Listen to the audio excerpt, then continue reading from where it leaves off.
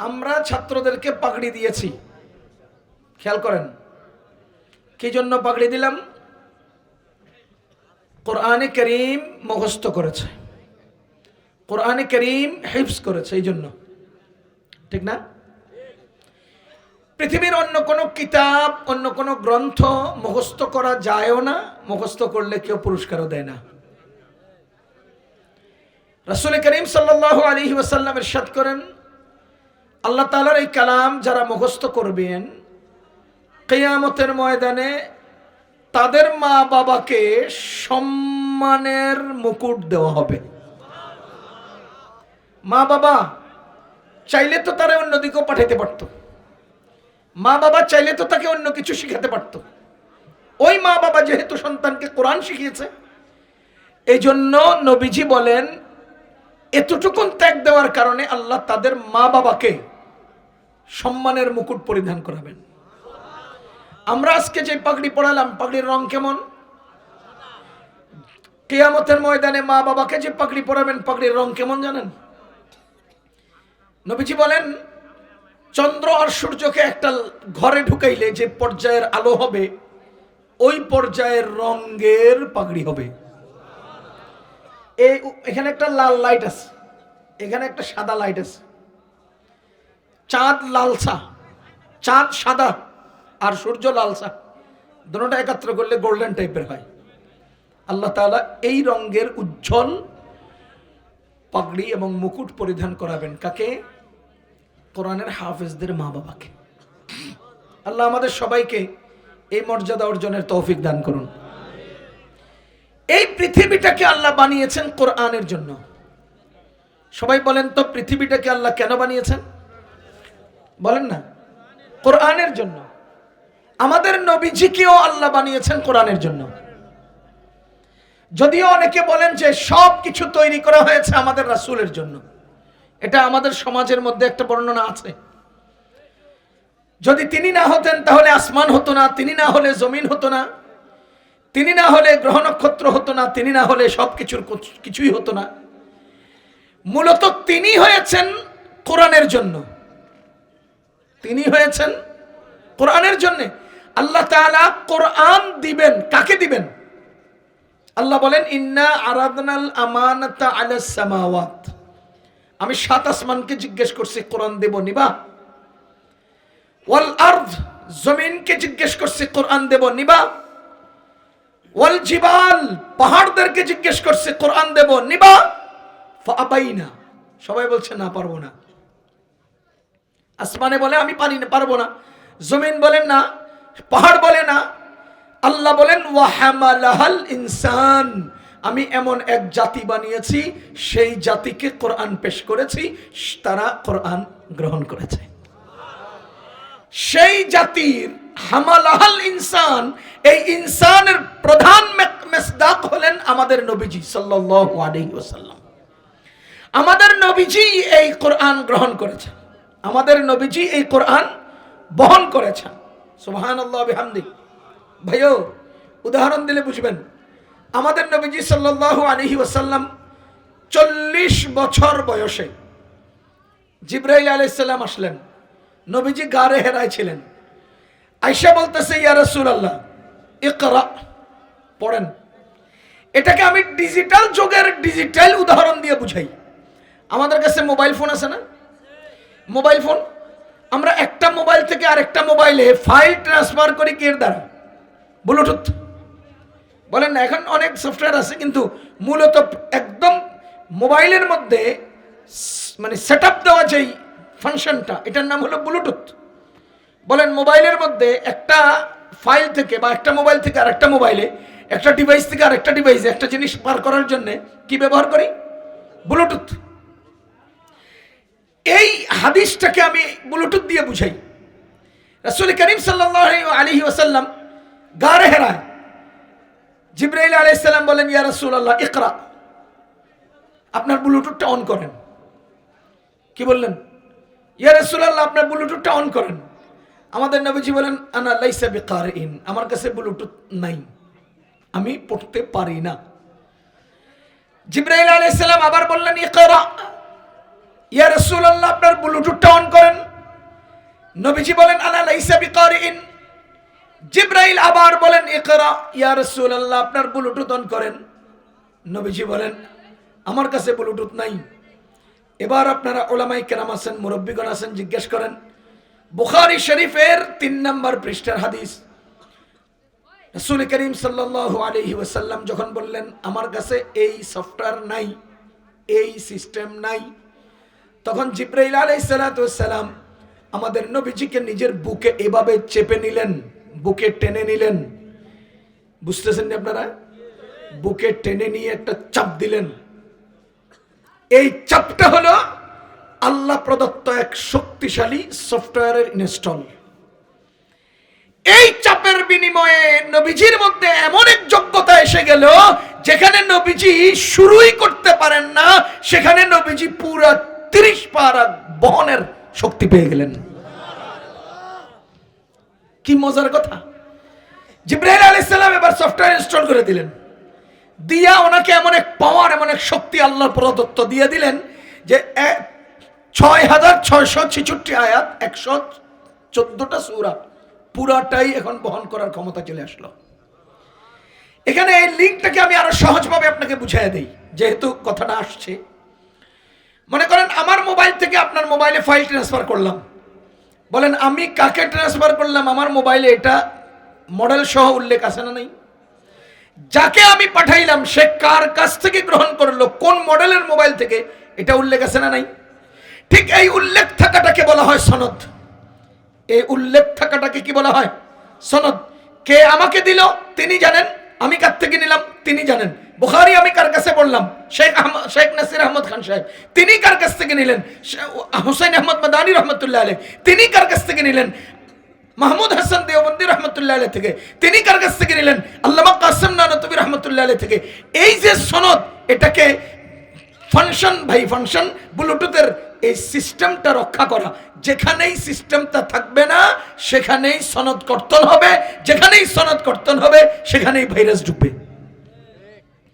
এজন্য সনদবিহীন এলেমের মধ্যে ভাইরাস আছে, সনদ সূত্রের এলেমের মধ্যে কোনো ভাইরাস নেই। কথা কি বুঝতেছেন? এজন্যই উলামায়ে কেরাম সনদ বাই সনদ নবীজি থেকে এলেম অর্জন করেছে। এজন্যই অনেক ডাক্তার, অনেক ইঞ্জিনিয়ার, অনেক লেকচারার শুধু ইউটিউব থেকে বক্তব্য শিখে মানুষের কাছে দিচ্ছে। কি দিবে, কি নিবে, কোত্থেকে নিবে? ইউটিউব মামুদ থেকে নিছে, যার কারণে ওদের বক্তব্যের দ্বারা সমাজে ভাইরাস তৈরি হয় এবং মানুষ বিভ্রান্ত হয়। কথা কি বুঝতেছেন আপনারা? যা হোক, রাসূল করিম সাল্লাল্লাহু আলাইহি ওয়াসাল্লামকে আল্লাহ মনোনীত করলেন, নির্বাচন করলেন। কেন? এই কোরআন দেওয়ার জন্য। ইন্না আরাদনাল আমানাতা আলাস সামাওয়াতি ওয়াল আরদি ওয়াল জিবাল ফাআবাইনা আন ইয়াহমিলনাহা ওয়া আশফাকনা মিনহা ওয়া হামালাহাল ইনসান। এই কোরআন গ্রহণ করেছেন মানুষ। সুতরাং কোরআনের জন্যই সব। আমার আল্লাহ কোরআন দিবেন কাদেরকে? মানুষকে। ইন্নী জাইলুন ফিল আরদি খলিফা, খলিফাকে কোরআন দিবেন। এই জন্য আল্লাহ পৃথিবী বানালেন, পৃথিবীর সব কিছু তৈরি করলেন। কোরআন গ্রহণ করবেন কে? মুহাম্মাদুর রাসূলুল্লাহ সাল্লাল্লাহু আলাইহি ওয়াসাল্লাম। এজন্য যাকে আল্লাহ কোরআন দিলেন তার মূল্য সবার চেয়ে উপরে উঠাইয়া দিলেন। যেই ফেরেশতা কোরআন বহন করলেন তার মর্যাদা সকল ফেরেশতার উপরে তুলে দিলেন। যেই রাত্রে কোরআন নাজিল হলো সেই রাত্রের মর্যাদা সবার সকল রাত্রির উপরে উঠিয়ে দিলেন। যেই মাসে কোরআন নাজিল হলো সেই মাসের মর্যাদা সবার উপরে তুলে দিলেন।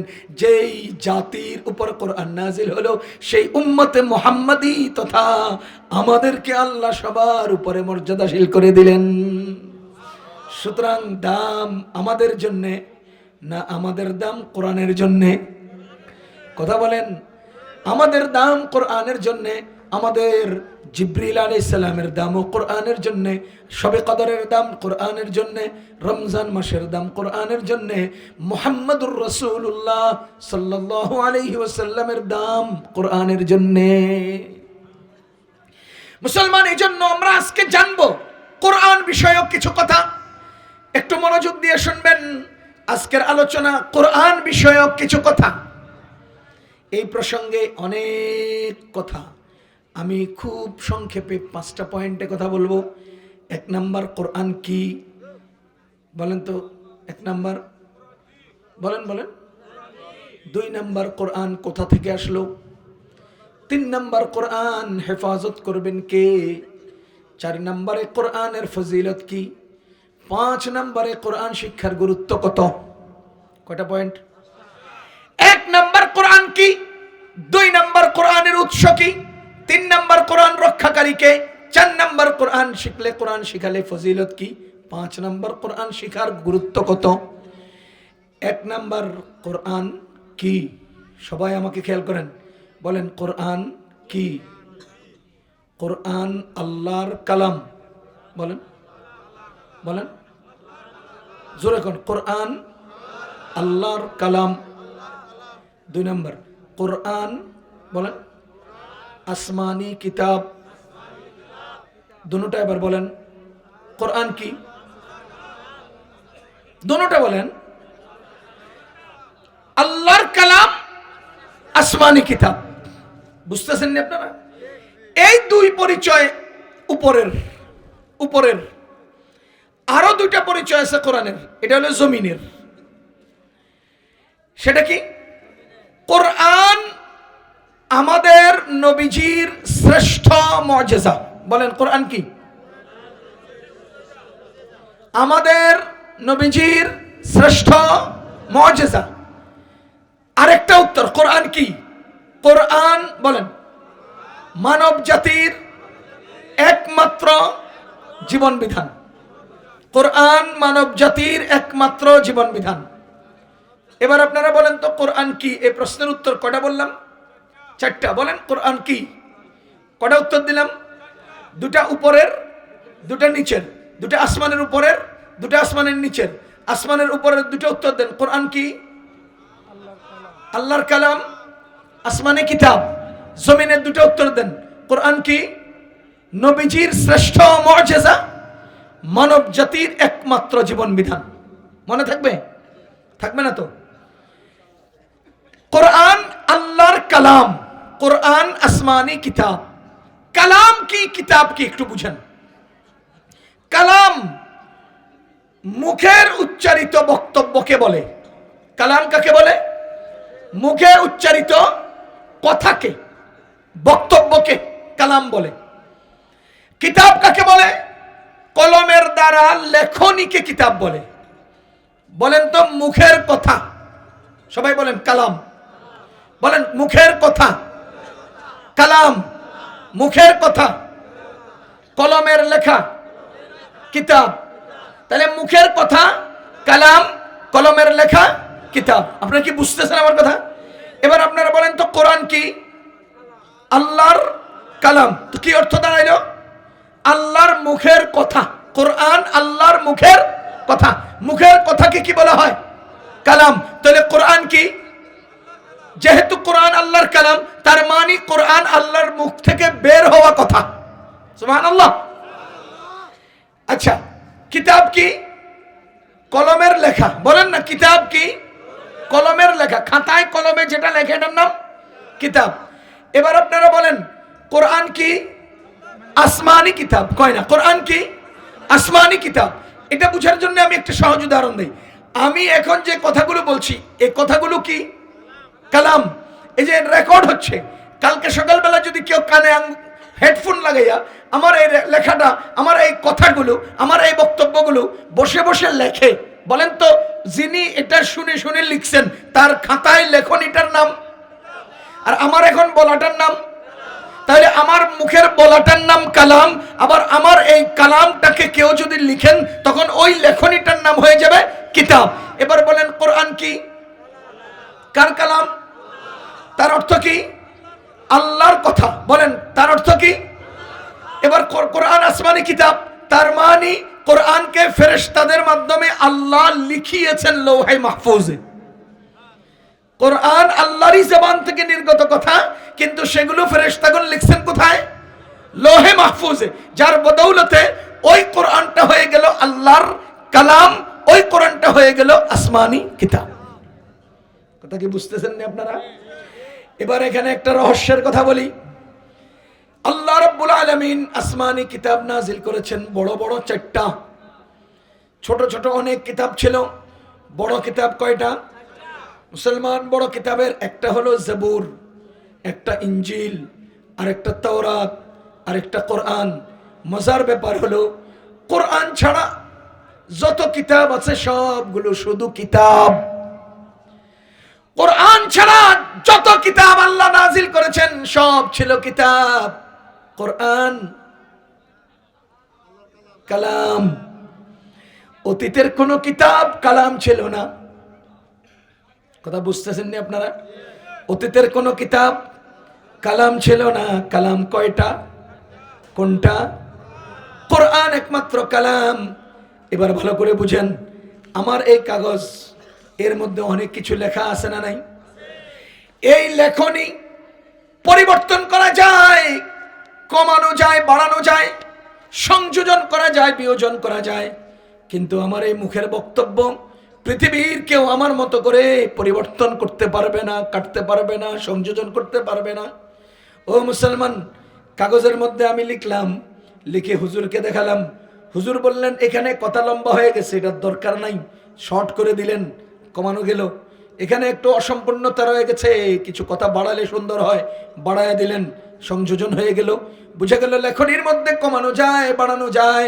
মুখের বক্তব্যের মধ্যে কেউ কমাতে পারবেন না, বাড়াতে পারবেন না। ভালো করে বুঝেন, অতীতের সব কিতাব যেহেতু শুধু কিতাব ছিল, কালাম ছিল না, এই জন্য তাদের অনুসারীরা ওই কিতাবের মধ্যে কম বেশ করে ফেলেছে। তাওরাতে ইহুদিরা কম বেশ করেছে, ইনজিলে খ্রিস্টানরা কম বেশ করেছে, অতীতের কিতাবগুলোতে কম বেশ রদবদল হয়ে গেছে। যেহেতু কোরআন আল্লাহর কালাম, কিয়ামত পর্যন্ত এর মধ্যে কেউ কম বেশ করতে পারবে না। কোরআনে কেউ হাত দিতে পারে না কেন? এর মূল কারণ হলো কোরআন আল্লাহর কালাম। কথা কি বুঝতেছেন? কোরআনে হাত দিতে পারে না কেন? কারণ এটা আল্লাহর কালাম। কেউ হাত দিতেও পারবে না, হাত দেওয়া সম্ভবও হবে না। ওরে মুসলমান, আল্লাহর বান্দাগণ, আমার আল্লাহ রাব্বুল আলামিন কোরআন কারীমে কেউ হাত দিতে পারবে না, কোরআনের মতো কেউ আনতে পারবে না, এই ব্যাপারে চ্যালেঞ্জ করেছেন। আল্লাহ বলেন, ওয়া ইন কুনতুম ফি রাইবিম মিম্মা নাযালনা আলা আবদিনা, আমি যে আমার বান্দার উপর নাজিল করেছি কিতাব, এই কিতাব যদি, কিতাবের ব্যাপারে যদি তোমাদের সন্দেহ হয়, ফাতু বিসূরা, একটা সূরা নিয়ে আসো। ফাতু বিসূরা, একটা সূরা নিয়ে আসো। তোমরা পারবা? পারবা? খাওয়াদু শুহাদাকুম মিন দুনিল্লাহ, আল্লাহ ছাড়া যাদেরকে তোমরা পূজা করো হেগরে নিয়ে আসো। সবাই মিলে চেষ্টা করো, আনো। এরপরে আল্লাহ ডিক্লারেশন দিয়ে দিছে, আনলে কি লাভ হবে, সবাই একাত্র হলে কি লাভ হবে। আল্লাহ বলেন, ফাইন লাম তাফআলু ওয়া লান তাফআলু। ছাত্র ভাইরা খেয়াল করেন, ফাইন লাম তাফআলু ওয়া লান তাফআলু। লাম আর লান এটা আরবি সাহিত্যে একটা ঘটনাকে নফি করার জন্য ব্যবহার হয়। নফি মানে না সূচক অর্থ দেওয়ার জন্য ব্যবহার হয়। ভালো করে বুঝেন, আমি এই মুহূর্তে যেখানে বসে আছি, যে সময়টায়, এই সময়টাকে বাংলায় বলে বর্তমান, আরবিতে বলে হাল। আমি সামনে যে সময়টা কাটাবো সেটাকে আরবিতে বলে মুস্তাকবেল, বাংলায় বলে ভবিষ্যৎ। আমি যে সময়টা পার করে আসছি এই সময়টাকে বাংলায় বলে অতীত, আর আরবিতে বলে মাজি। কথা কি বুঝতেছেন? এবার বলেন ছাত্র ভাইরা, বলেন আমাদের আরবি সাহিত্যে একটা ঘটনাকে না সূচক অর্থ প্রয়োগের জন্য 4টা আরবি শব্দ ব্যবহার হয়। কয়টা? 4টা। একটাকে বলে মায়ে নফি, একটাকে বলে লায়ে নফি, একটাকে বলে নফি জাহাদ, আর একটাকে বলে নফি তাকিদ। মায়ে নফি, লায়ে নফি, নফি জাহাদ, নফি তাকিদ। বুঝেন, ছোট্ট একটা ঘটনাকে নফি করার জন্যে, ছোট্ট একটা ঘটনাকে না করার জন্যে, অতীতের যদি হয় তাহলে মায়ে নফি, ভবিষ্যতের যদি হয় তাহলে লায়ে নফি। যেমন মনে করেন আমি আসার পরে আমাকে জিজ্ঞেস করছেন খানা খাবেন, আমি বলছি না খাবো না। আচ্ছা বলেন তো, এই না খাবো না এটা বলার উদ্দেশ্য কি? আমি আজকে থেকে মরণ পর্যন্ত আর খাবো না, নাকি আজকে রাত্রে খাবো না? এবার আমাকে একজনে জিজ্ঞেস করছেন আপনি কি খানা খেয়েছেন, আমি বললাম যে না খাই নাই। এর অর্থ কি যেদিন জন্ম নিয়েছি সেদিন থেকে আজ পর্যন্ত খাই নাই, না আজকের বেলায় খাই নাই? তাহলে একটা ছোট্ট ঘটনাকে মানা করার জন্য, নফি করার জন্য মায়ে নফি যদি হয় অতীতের, একটা ঘটনা নফি করার জন্য যদি ভবিষ্যতের হয় তখন লা নফি, তাহলে মা শারিবতু আমি পান করি নাই, লা আশরাবু আমি পান করব না, এটা হলো ছোট ঘটনা। আরেকটা হলো ঠিক যেই মুহূর্তে আমি আছি এখান থেকে অতীতের পূর্ণ সময়, কত পূর্ণ সময়, যেদিন সময়ের অস্তিত্ব আল্লাহ তৈরি করছেন, যেদিন সময় আল্লাহ বানাইছেন, সেই দিন পর্যন্ত আজকে থেকে পুরো টাইম, পুরাটাকে নফি করার জন্য যে শব্দটা ব্যবহার হয় সেটাকে বলে নফি জাহাদ, সেটাকে বলে নফি জাহাদ। ঠিক তেমনি ভাবে এই মুহূর্ত থেকে অনন্তকাল পুরো সময়কে নফি করার জন্য যে শব্দ ব্যবহার হয় তাকে বলে নফি তাকিদ। এবার দেখেন আল্লাহ কি বলছেন, ফাইন লাম তাফআলু, তোমরা সময় সৃষ্টির পর থেকে আজ পর্যন্ত কখনোই বানাতে পারো নাই, ওয়ালান তাফআলু, এবং যতদিন দুনিয়াতে সময় থাকবে ততদিন তোমরা বানাতেও পারবা না। কথা কি বুঝতেছেন? আল্লাহ বলেন একটা সূরা নিয়ে আসো, যদি তোমরা না পারো তোমরা আল্লাহকে বাদ দিয়ে যাদের পূজা করো তাদেরকে নিয়ে আসো, যদি তোমার সন্দেহে তুমি সত্যবাদী হও। আল্লাহ বলেন তোমরা অতীতে কখনো পারো নাই, ভবিষ্যতে কখনো পারবা না।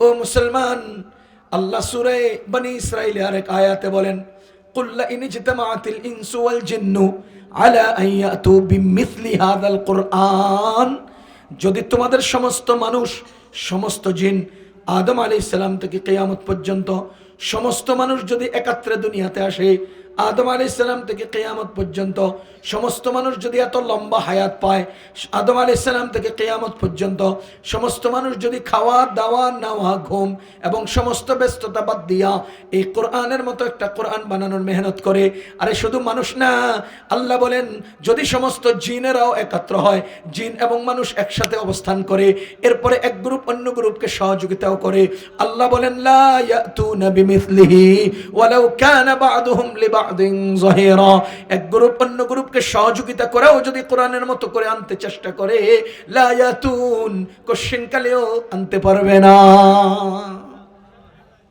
আপনারা কি বুঝতেছেন? এই কোরআনে কারীম মহান রব্বুল আলামিনের কালাম। বলেন কোরআনে কারীম কার কালাম? মুসলমান, আমাদের নবীজি সাল্লাল্লাহু আলাইহি ওয়াসাল্লাম যখন মক্কার মানুষদেরকে কোরআনের আয়াতগুলো পেশ করছিলেন, তখন ঘটনাচক্রে নবীজির কাছে একটা লোক আসা যাওয়া করত। বুঝেন, নবীজির কাছে একটা লোক আসা যাওয়া করত, সেই লোকটা মূলত আরব দেশের না, কিন্তু আরবি বলতে পারত। আমি আবার বলছি, সেই লোকটা আরব দেশের না, কিন্তু কি বলতে পারত? আরবি বলতে পারত। মনে করেন আমরা মাদ্রাসায় পড়ছি, উর্দু পারি না, আমি কি উর্দু দেশের? তাহলে আমি উর্দু পারি, উর্দু দেশের না। আমি আমেরিকায় সফর করি, আমি ইংরেজি ভাঙ্গাচুরা পারি, কিন্তু ইংরেজি দেশের না। আমি হিন্দি পারি, হিন্দি দেশের না।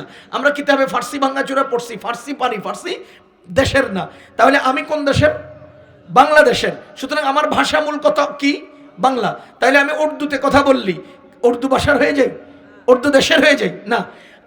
ওই যে লোকটা নবীজির কাছে আসতো, সেই লোকটা আরবি দেশের না, কিন্তু আরবিতে বলতো। নবীজির কাছে আসতেন, আয়েশা নবীজির সাথে কথা বলতেন, এরপরে আবার তিনি চলে যেতেন।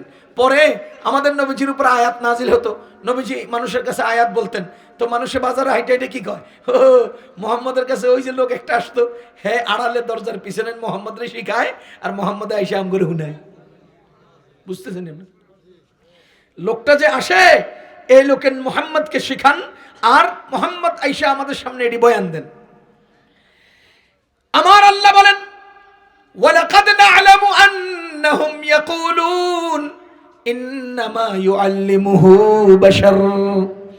ওয়ালাকাদ না'লামু, আমি ভালো করেই জানি, ওয়ালাকাদ না'লামু, আমি ভালো করে জানি, আন্নাহুম ইয়াকুলুনা, এরা বাজারে হাইটা হাইটা বলতে থাকে, ইন্নামা ইউআল্লিমুহু বাশার, যেই লোকটা মুহাম্মাদের কাছে আসেন সেই লোকটা নাকি মুহাম্মদকে শিখায় দেন। এটা যে মার্কেটে বলাবলি করে, বাজারে বলাবলি করে, হাঁটাহাঁটি করে মানুষকে বলে, এটা আমি ভালো করে জানি। এবার আল্লাহ বলেন লিসানুল্লাযী ইউলহিদুনা ইলাইহি আজামিয়ুন, যেই লোকটার দিকে মানুষ আঙ্গুল উঠাচ্ছে যে এই লোককে মুহাম্মদকে শিখায় দিয়েছেন, আরে এই লোকটা তো আজমি, এই লোকটা তো আরবের বাহিরের। ওয়াহাদা লিসানুন আরাবিয়্যুম মুবিন, অথচ কোরআন হলো সর্বোচ্চ, সর্বোন্নত, প্রাঞ্জল এবং সুন্দর শ্রেষ্ঠ ভাষা। কোরআন হলো আরবি এবং প্রাঞ্জল সর্বোচ্চ উচ্চাঙ্গের আরবি। আর ওই বেটা যে আসে নবীজির কাছে সে আরবের বাহিরের। এখন যে বেটা আরবের বাহিরের নিজেই আরবি কথা কইতে দাঁত ভেঙে যায়, সে নাকি আবার কোরআনের মতো পরিচ্ছন্ন সর্ব উচ্চাঙ্গের আরবি কথা বলবে। সুতরাং আল্লাহ বলেন না না, এটা আমার রাসূলকে দুনিয়ার কেউ শিখায় দেয় না। আল্লাহ বলেন ইন্না ওয়া আনজালনা ইলাইকা যিকরা, আমি আমার বাণী আপনার কাছে নাজিল করেছি। বলেন তো কোরআন কি? আল্লাহর কালাম। জোরে কোন কোরআন কি? আল্লাহর কালাম। কোরআন আসমানি কিতাব, ফেরেশতারা আসমানে এটা লিখেছেন, এজন্য আসমানি কিতাব। 3 নাম্বার, কোরআন আমাদের নবীজির শ্রেষ্ঠ মুজিজা। বলেন কোরআন আমাদের নবীজির শ্রেষ্ঠ মুজিজা। ভালো করে বুঝেন মুজিজা কাকে বলে। মুজিজা বলা হয় নবীগণের নবুয়ত প্রমাণের জন্যে, নবীগণের ইচ্ছার বাহিরে আল্লাহর হুকুমে যেই ঘটনা ঘটে, আর ওই ঘটনা পৃথিবীর কোনো মানুষের আকল দ্বারা বুঝার ক্ষমতা থাকে না। যেই ঘটনা দুর্লভ, যেই ঘটনা অসাধ্য, অসম্ভব, এমন একটা ঘটনা নিজের ইচ্ছায় নয় আল্লাহর ইচ্ছায় প্রকাশ পায়। যদি নবীগণের দ্বারা এমন ঘটনা প্রকাশ পায় তাকে বলে মুজিজা। আর যদি কোনো দিনদার পরহেজগার আলেম বুজুর্গের দ্বারা এমন কাজ প্রকাশ পায় তাকে বলে কারামত। তাকে বলে কারামত। পক্ষান্তরে যদি কোনো অসৎ নাফরমান বেঈমান এমন কারো মাধ্যমে এমন ঘটনা প্রকাশ পায় তাকে বলে জাদু। তাকে কি বলে? জাদু। মানুষের আকলে ধরে না, কিন্তু ছুমন্তর ছুকে এমন কিছু ঘটায় যেগুলো আমরা বুঝি না, কিন্তু হয় কেমনে? ওমা এদিক দিয়ে ডিম দিকে ঢুকাই দিয়ে এদিক দিয়ে বের করে নেয়, এটা কি কথা? এই কাগজ কতটি খায় এরপর টাকা বের করে, এটা কি কথা? তাহলে আমাদের আকলে ধরে না। এই টাইপের ঘটনা যদি কোনো নাফরমানের দ্বারা প্রকাশ পায় এর নাম কি? জাদু। আর কোনো বুজুর্গের দ্বারা যদি প্রকাশ পায় এর নাম কি? কারামত। আর যদি কোনো নবীগণের দ্বারা প্রকাশ পায় এর নাম কি? মুজিজা। মুজিজা কেন? এর কারণ হলো তিনি যে রাসূল, এই কথা প্রমাণ করার জন্য যাদেরকে দাওয়াত দিবেন তারা যদি অবিশ্বাস করে এবং তারা যদি এমন কোনো ঘটনা সামনে আনে যেই ঘটনার পরিপ্রেক্ষিতে রাসূলের রিসালাত পিছনে চলে যায়, তখন আল্লাহ তাআলা এমন কিছু ঘটনা সামনে আনেন যে ঘটনার কারণে তাদের চ্যালেঞ্জগুলো বাতিল হয়, রাসূলের রিসালাতটা সামনে আসে। ওই রিসালাতকে সামনে আনার জন্য এবং তাদের চ্যালেঞ্জগুলোকে বাতিল করার জন্য মহান আল্লাহ তাআলা মুজিজা দান করেন। মজার বিষয় হলো যেই কওম যেই কাজে পারদর্শী, আল্লাহ সেই কওমের কাছে যেই মুজিজা নবীগণকে দিয়েছেন সেই কওমের পারদর্শী কর্মের আলোকে দিয়েছেন। আমি বুঝতে পারিনি, আবার বলছি। মনে করেন মুসা আলাইহিস সালামের যুগের মানুষেরা জাদুর চর্চা করত। কিসের চর্চা? আচ্ছা, এখন মুসা আলাইহিস সালামকে তাদের কাছে পাঠাইছেন। মুসা আলাইহিস সালামকে যদি ওদের চর্চাকৃত কর্মের আলোকে মুজিজা না দেন তাহলে হেরা তো ওইটা দিয়ে মুসা আলাইহিস সালামকে দমন করে ফেলবে। এজন্য আল্লাহ তাআলা মুসা আলাইহিস সালামের জাতির কাছে জাদু মার্কা মুজিজা দিয়ে পাঠাইছেন। মুসা আলাইহিস সালামের সর্বমোট মুজিজা ছিল 9টা। মুসা আলাইহিস সালামের সর্বমোট মুজিজা ছিল কয়টা? 9টা। এর মধ্যে সবচেয়ে বড় মুজিজা হলো লাঠি। দ্বিতীয় নম্বরের স্তরের মুজিজা হলো হাতের শুভ্রতা। হাতের শুভ্রতা কি সূরা নামলের মধ্যে আসছে।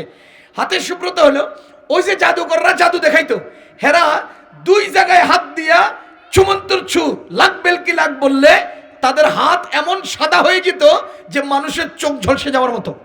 2 জায়গায় হাত ঢুকাইলে, 1 নম্বর হলো পকেটে, 2 নম্বর হলো বগলে। পকেটে হাত ঢুকাইয়া লাখ বেলকি লাখ কে হাত মারবি, হাও কি সাদা চকচক করতো, এখানে ঢুকাই দিয়ে বলতো লাখ বেলকি লাখ চকচক করতো। তো আল্লাহ তাআলা মুসা আলাইহিস সালামকে এই মুজিজা দিয়েছেন, হাত ঢুকাই উনি বের করলে তাদের সব চকচকানি ম্লান হয়ে যেত, ওনারটা আরো বেশি আলোকিত হয়ে যেত। হেগো সব ভেলকি কি হয়ে যেত, খতম হয়ে যেত ওনার সামনে। দ্বিতীয় নম্বর, তারা সাপ খেলা দেখাইতো। সাপ খেলা আমাদের দেশে সাপ খেলা দেখায় না, করে গান গায়, এরপরে সাপ একটা এমন এমন এমন করে বাইরে। তো তাদের জমানায় সাপ খেলা দেখাইতো। সাপ কি দিয়ে দেখাইতো? লাঠি দিয়ে আর রশি দিয়া। এরা হাতের মধ্যে রশি একটা লইতো আর হাতের মধ্যে লাঠি একটা লইতো, জপড়া তপড়া লইয়া রাস্তায় রাস্তায় যাইতো আর মানুষকে কইতো সাপ দেখবানি সাপ। তো সবাই আইতো তার চাঁদের দিকে, তা হ্যাঁ লাঠিটা থুইয়া এরপর রশিটারে থুইয়া কি কি জানি মন্ত্রতন্ত্র পড়তো, পড়লে এবার এই লাঠিটা শিশু করে সাপের মতো হয়ে যেত, এর রশিটা ফুফু ফুফু ফু করে কি হয়ে যেত, সাপ হয়ে যেত। এই খেলাগুলো দেখাইতো। এটা হলো জাদুর যন্ত্র। তাদের জাদুর যন্ত্র কি ছিল? লাঠি আর রশি। এবার আল্লাহ তাআলা মুসা আলাইহিস সালামকে লাঠি একটা দিছেন। কই? ওই যে মাদায়েনে শুআয়ব আলাইহিস সালামের বাড়িতে ছাগল চড়াইতে গেছেন, ওখানে একটা লাঠি দিছে। এই লাঠিটা নিয়ে উনি 10 বছর ছাগল চড়াইছেন। কত বছর? 10 বছর ধরে লাঠিটা হাতের মধ্যে, 10 বছর। এবার আল্লাহ তাআলা কইছে মুসা যাও ফেরাউনের কাছে। 10 বছর পরে তো উনি ফেরাউনের দিকে রওনা দিয়েছেন, হাতে কিন্তু লাঠিটা আছে, কারণ এটা তো সঙ্গী।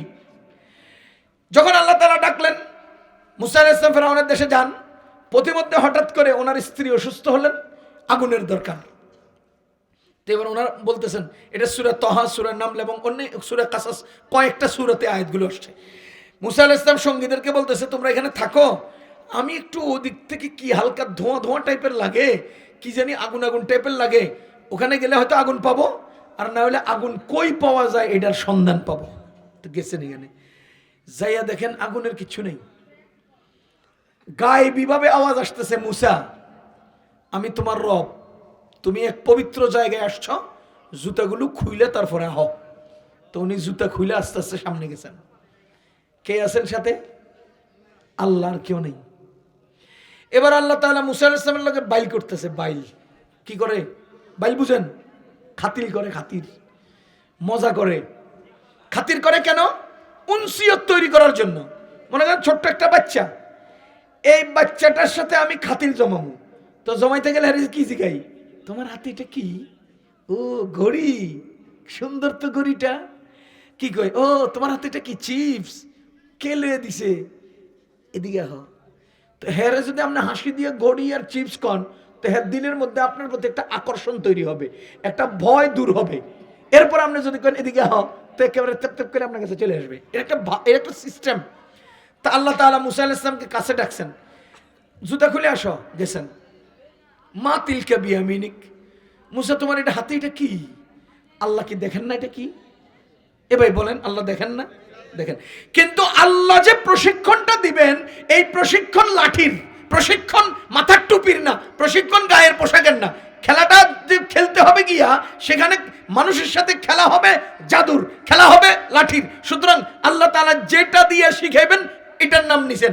জিগান কি এটা? লাঠি। 10 বছর থেকে এটা হাতে রাখছি, লাঠি তো লাঠি। তো মুসা আলাইহিস সালাম চিন্তা করলেন, যেহেতু আল্লাহ প্রশ্ন করেই ফেলছেন, কথা কইবার সুযোগ পাইছি, 2-4টা বাড়ায় কই। আপনারা বলেন তো এটা কি? রুমাল। বলেন এটা কি? আমার যখন অজু দরকার আমি অজু করে এটা দিয়ে হাত মুছি, মুখ মুছি। কি কন? আমার যখন নামাজের দরকার এটা বিছায় নামাজ পড়ি। আমার যখন ভাব লইবার দরকার হয় তখন আমি এটার মাথা দিয়ে ভাব লই। বুঝেন নাই? আমাদের মুসা আলাইহিস সালাম আল্লাহকে বলতেছেন হিয়া আসাই, এটা আমার লাঠি। আতাওয়াক্কাউ আলাইহা, এটা দিয়া এটার উপর ভর করে করে আমি চলি।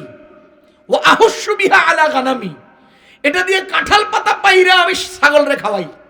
ওয়ালিয়া ফিহা মাআরিবু উখরা, এটা দিয়ে আমার আরো অনেক কাম আছে।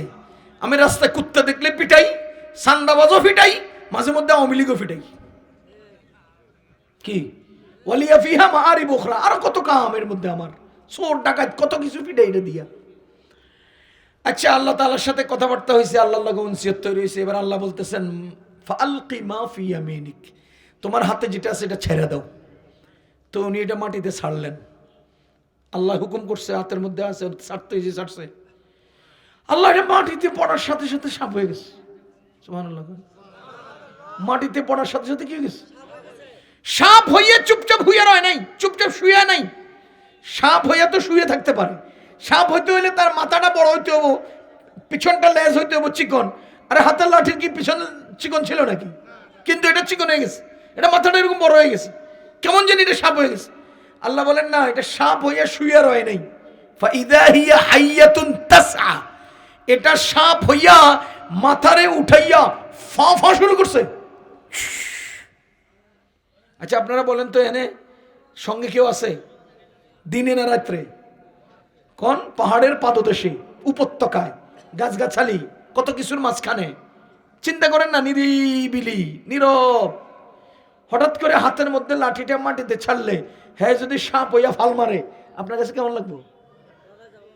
হ্যাঁ, আমি তো কাছে পড়ে যাবো। চিন্তা করবো, কিরে 10 বছর ধরে এটা কি পারলাম? আরে কত 10 বছর থেকে এটা আমি হাতে করে চলতেছি, এটা কি? ভয় পাওয়ার কথা না। আল্লাহ তাআলার সাথে সাথে বলেন লা তাখাফ, মুসা ভয় পেও না। খুযহা, এটারে ধরো। সানুঈদুহা সিরাতাহাল উলা, আপনারা মাদ্রাসার ছাত্র ভাইরা যারা আছেন, নাহতে আপনি পড়ছেন, সিন এবং সাউফা যখন ফেলে মুজাহারের সাথে আসে তখন মানে করিবের অর্থ দেয়। কি কোন?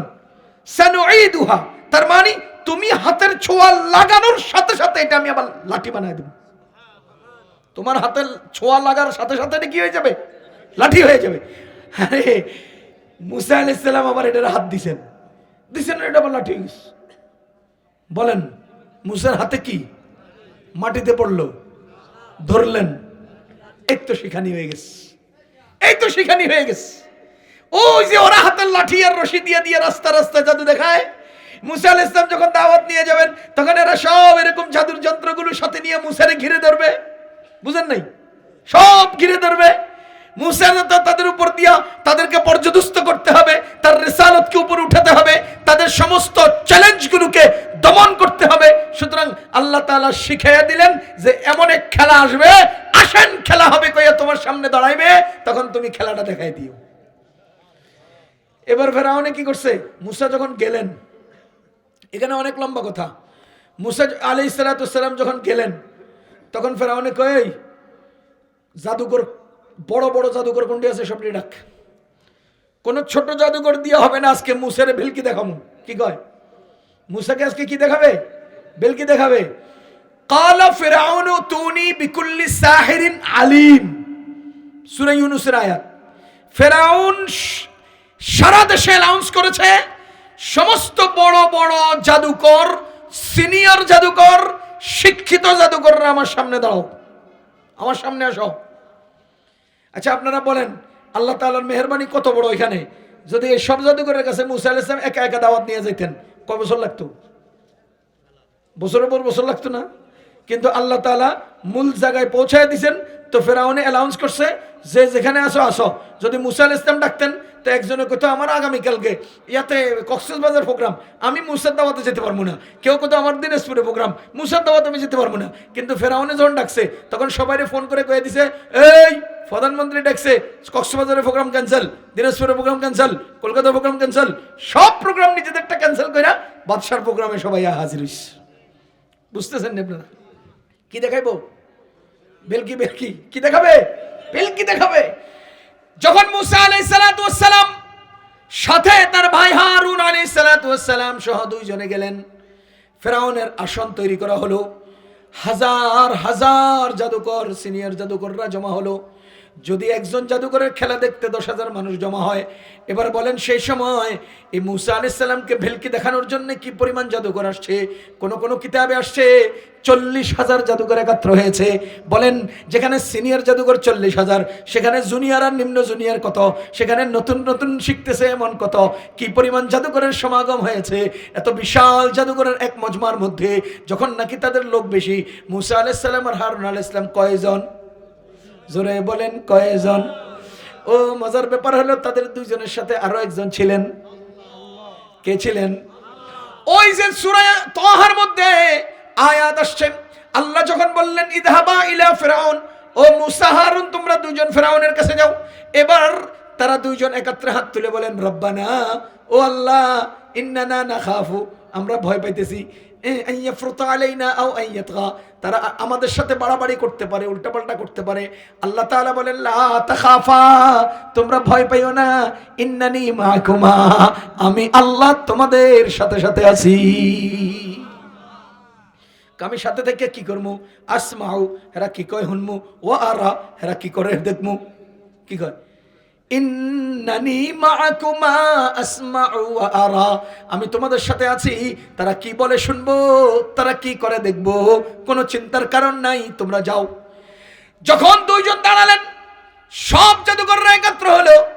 এবার আওয়াজ আসছে, বলে বুঝেন আওয়াজ আসছে জাদুঘরের কাছ থেকে। জাদুঘরের প্রধান যিনি, সে আওয়াজ দিয়েছে, কালু, তারা আওয়াজ দিয়েছে, কি বলে? ইয়া মূসা, হে মূসা, ইম্মা আন তুলকিয়া ওয়া ইম্মা আন নাকুনা আউওয়ালা মান আলকা, তুমি আগে শুরু করবা না আমরা আগে শুরু করব? বুঝেন নাই?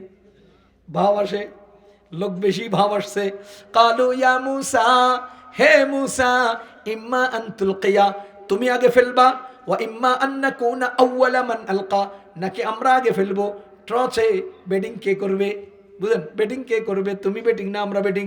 মূসা আলাইহিস সালাম কতক্ষণ চুপ থাকলেন, এরপরে আস্তে করে বললেন বাল আলকু, ক্বালা বাল আলকু, তোমরাই আগে শুরু করো। বলেন সবার হাতে একটা করে লাঠি আর একটা করে রশি ছিল।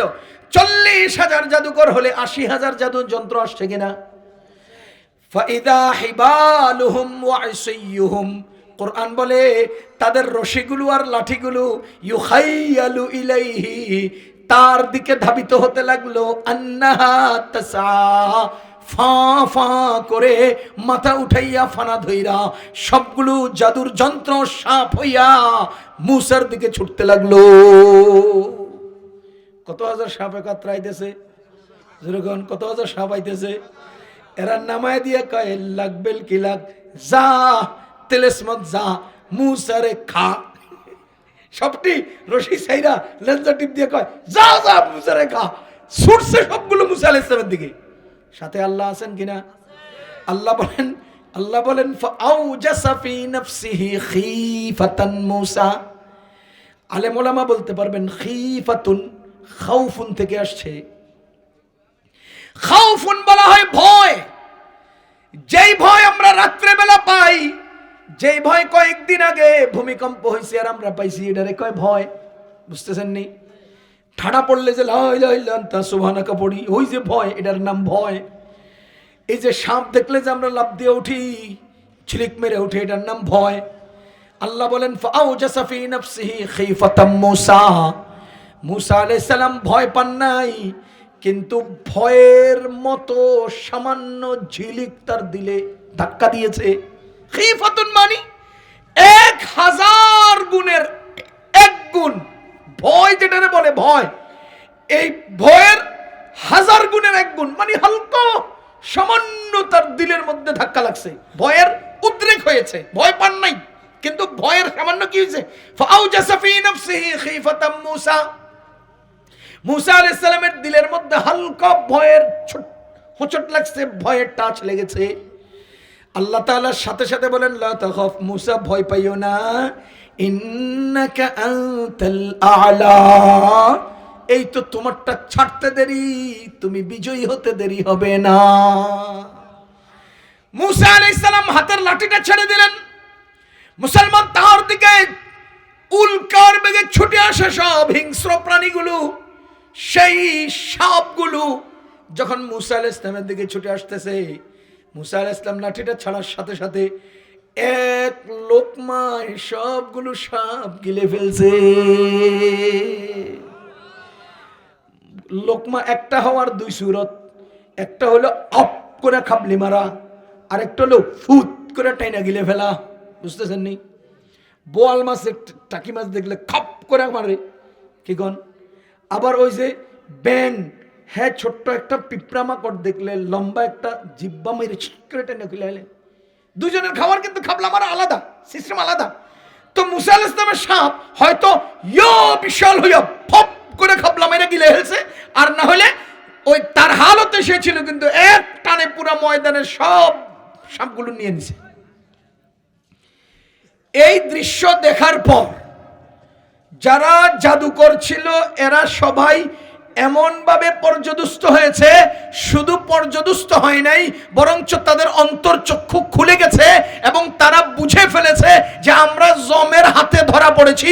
সুতরাং তারা যেই ফেরাউনে কিনে তাদেরকে আনছে, যেই ফেরাউনে তাদেরকে টাকা দিয়ে ভাড়া করে আনছে, সেই ফেরাউনকে ভুলে গিয়ে মুসা আলাইহিস সালামের কাছে পরাজিত হয়ে তৎক্ষণাৎ সিজদা অবনত হয়ে বলে উঠছে, আমরা মুসা হারুনের রবের উপর ঈমান আনলাম। সব জাদুঘরে একত্রে ঈমান নিয়ে আসছে। কথা কি বুঝতেছেন? এতগুলোর যদি মুসা আলাইহিস সালাম দাওয়াত দিতেন কতদিন লাগতো? তাইলে আল্লাহ ঘটায় দিছে ফেরাউন দিয়া। এরকম বহু উদাহরণ আছে আমাদের জানা আছে, আজকে সময় কম। তাহলে মুসা আলাইহিস সালামের যুগের মানুষ জাদুর চর্চা করতো, আল্লাহ জাদু মার্কা মুজিজা দিয়েছেন তাদেরকে পরাভূত করার জন্য। আমাদের নবীজির সমস্ত মুজিজার মধ্যে সর্বশ্রেষ্ঠ মুজিজা কোরআন। কি? কোরআন। নবীজির যুগে দুনিয়াতে আরবি সাহিত্যের চর্চা ছিল সবার উপরে, সমস্ত ভাষার উপর আরবি ভাষা। আরবি ভাষার মতো কঠিন, আরবি ভাষার মতো অর্থবহ, আরবি ভাষার মতো প্রাঞ্জল পৃথিবীতে আর কোনো ভাষা নাই। পৃথিবীতে আর কোনো ভাষা নাই। আমাদের নবীজি বলেন, আহিব্বুল আরাবা লিসালাস, তোমরা আরবিকে তিন কারণে মোহাব্বত করো।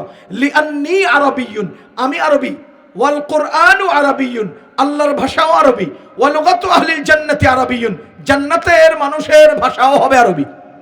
তাহলে আরবি সার্বজনীন ভাষা, আরবি দুনিয়ার ভাষা, আরবি কবরের ভাষা, আরবি হাসরের ভাষা, আরবি জান্নাতের ভাষা, আরবি আল্লাহর ভাষা, আরবি আমাদের রাসূলের ভাষা। সুতরাং আরবির উপর কোনো ভাষাই হতে পারে না। কথা বলেন? আচ্ছা, তো তৎকালীন সময় আরবির চর্চা ছিল বেশি। তো আল্লাহ তাআলা কোরআনের আয়াত নাজিল করে সমস্ত আরবি চর্চাকারী সাহিত্যিকদেরকে দমন কইরা কোরআনকে মুজিজ বানিয়েছেন আর এদেরকে আজিজ করেছেন। তারা পর্যদুস্ত হয়েছে, কোরআন বিজয়ী হয়েছে। মজার ব্যাপার কি জানেন? মজার ব্যাপার হলো আমাদের নবীজির উপরে নাজিলকৃত এই কোরআন, আমাদের নবীজির মুজিজা কত দিনের, কত কালের, কত জায়গার কোরআন বলেন সর্বকালীন, সার্বজনীন মুজিজা, সারা দুনিয়ার জন্য মুজিজা, কিয়ামত পর্যন্তের জন্য মুজিজা। তাহলে কোরআন কিয়ামত পর্যন্তের চ্যালেঞ্জ, কোরআন সারা দুনিয়ার জন্য চ্যালেঞ্জ। তাহলে কোরআন হলো সার্বজনীন এবং সর্বকালীন মুজিজা। কথা কি বুঝতেছেন? ও মুসলমান, আমাদের নবীজিকে আল্লাহ তাআলা যে মুজিজা দিলেন, অনেক মুজিজা, অনেক মানি। সকল নবীগণকে যত মুজিজা দিয়েছেন, আমাদের নবীজিকে তার চেয়ে বেশি মুজিজা দান করেছেন। মজার ব্যাপার, সমস্ত মুজিজা ছিল সাময়িক, কোরআন হলো অনন্তকালীন।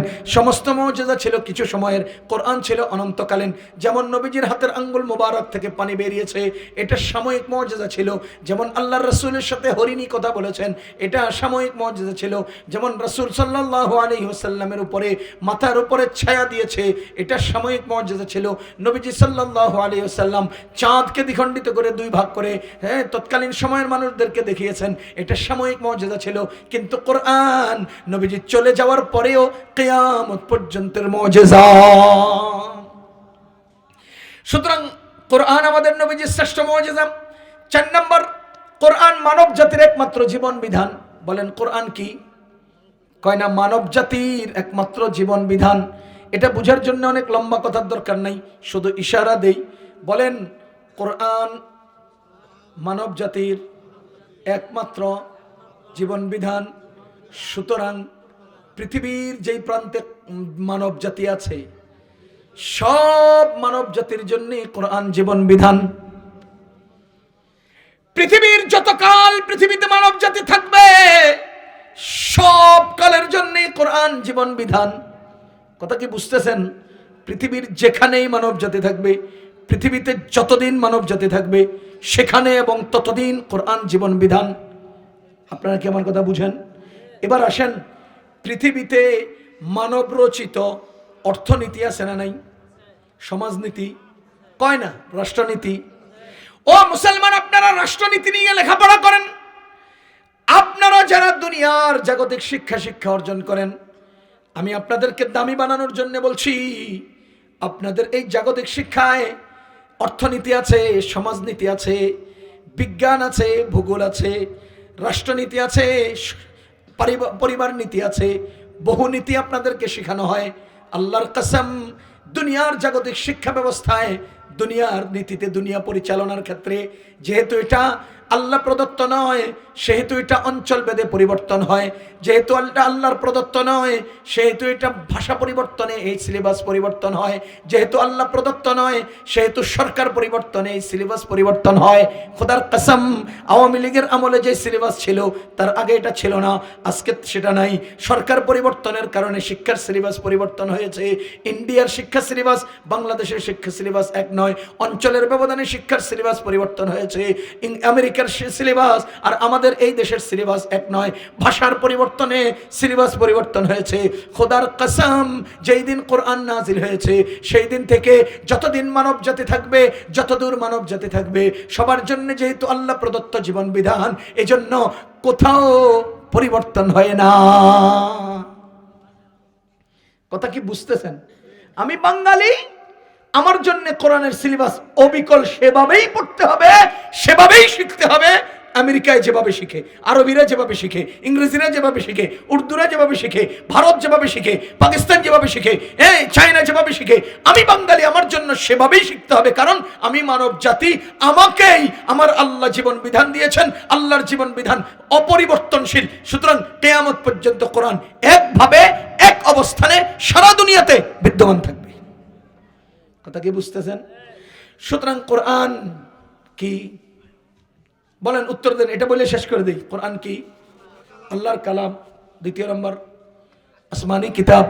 3 নম্বর নবীজির শ্রেষ্ঠ মুজিজা। 4 নম্বর মানব জাতির একমাত্র জীবন বিধান, একমাত্র। এই হলো কোরআনের পরিচয়।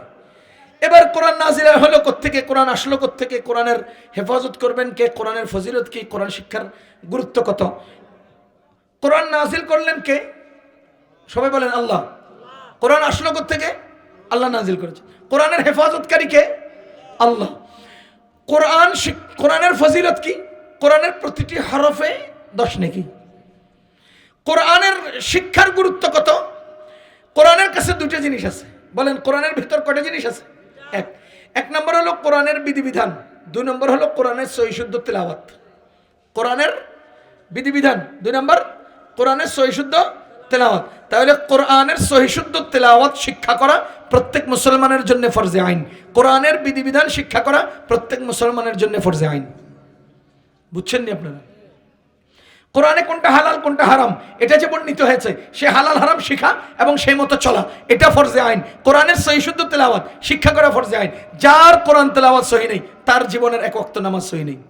তাহলে নামাজ, কোরআনের তেলাওয়াত, কোরআন তেলাওয়াত ফরজ না? নামাজ ভঙ্গের কারণ কয়টা? 19টা।